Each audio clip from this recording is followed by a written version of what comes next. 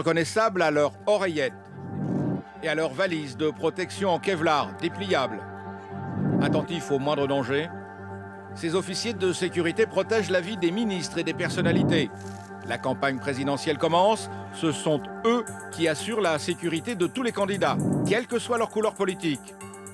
Comment sont-ils recrutés? Et sur quels critères? Ils doivent passer des épreuves pour évaluer leur résistance, leur ténacité. Droite, gauche, droite, gauche. Et ce jour-là, avec la conduite, leur concentration et leur réactivité. Priorité, ouais. On y va, allez.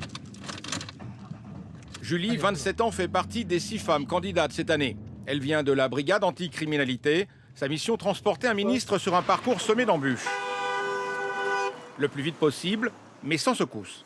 Ça s'est bien passé, je pense. On était dans les temps au niveau timing et au niveau des secousses, ça a été, je pense que c'était correct. Il ne s'est pas plaint.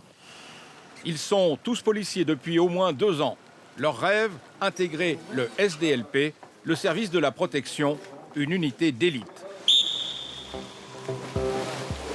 Le but de cette épreuve, tester la détermination des candidats.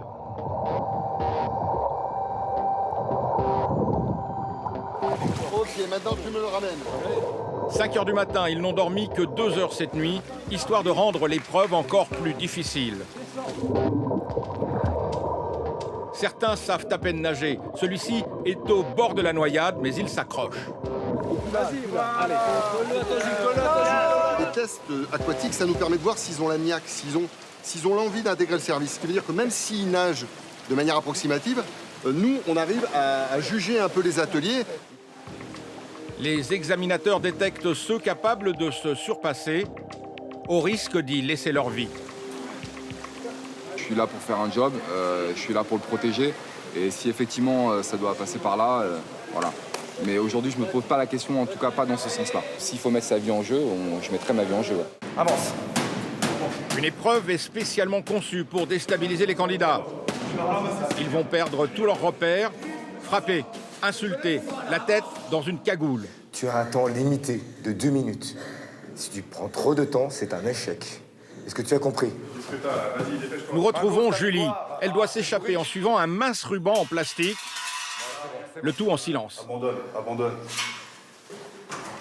C'est assez, on va dire, oppressant du fait qu'on a plein d'informations dans tous les sens. Il y a plusieurs personnes en même temps qui nous adressent la parole. Allez, on rentre. Les candidats l'ignorent. Ce n'est pas leur performance qui compte, mais leur attitude. C'est un test stress, mais c'est aussi un test de réussite à l'échec. C'est-à-dire qu'on les met en une situation qui est difficile, une situation où c'est bien possible de réussir, et on va voir comment ils vont rebondir et réagir par rapport à cet échec. Julie termine major de cette sélection. Sur les 48 candidats, 31 sont retenus.